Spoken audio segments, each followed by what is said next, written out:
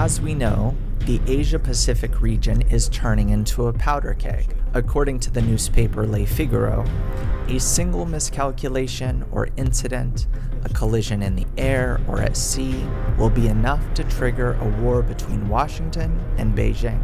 A very interesting statement.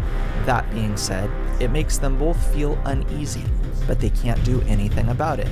Can you imagine? Asian countries are following the dialogue between the blind and deaf in horror. They don't know how to maintain the trust with either of the opponents, now figuratively aiming a knife at each other.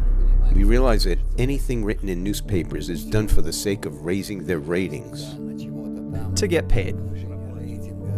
To get paid and all that. So it's really... It has to be taken with a grain of salt, right? Yes. Neither America nor China is interested in a serious warfare with each other. In fact, it's written that they're not interested in it, but they can't stop. No way. The thing is, there's no point in waging a war today. For what? There's a wave of an all-encompassing global crisis that is about to wipe out everything. It's like a tsunami. So before it happens, there's no point in... No point in conquering, right? Yes. Jumping into the water when such a wave is coming at you, so I don't think it's serious.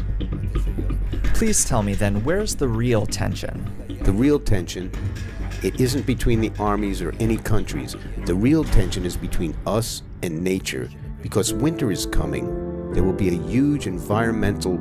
Cataclysms? Well, I wouldn't say cataclysms, but this is a problem. We need to make it through the winter. So that we keep ourselves warm at least? The government has to think about it, and it does because essentially the ratings, the elections, and all the rest depends on it. So everyone is concerned, preoccupied, for the winter not to bring us all kinds of tsunamis, earthquakes, or floods. Snowfalls and such.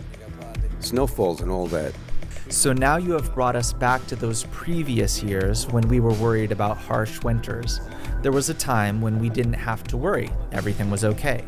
Now, all of a sudden, nature has started pressuring us.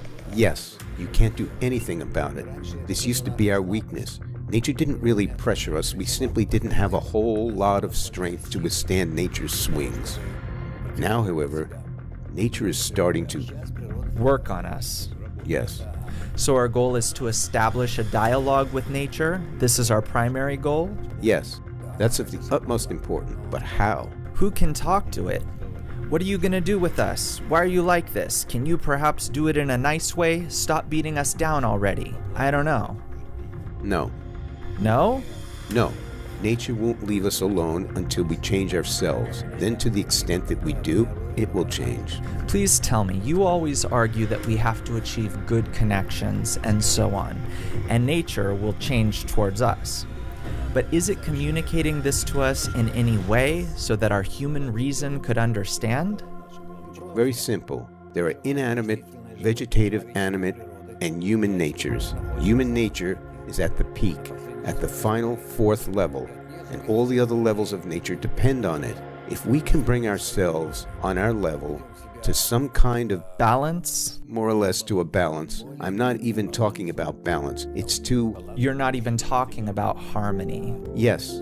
In this way, we can calm all the lower levels of nature. But can nature communicate in a way that our mind can hear and register this, so we would slowly begin to... Kabbalistic books have everything very clearly stated in a plain and simple way, dozens of times over. Yes, that only the good force exists in nature. Yes, and yet a human being can change everything. He causes imbalance and is capable of causing balance.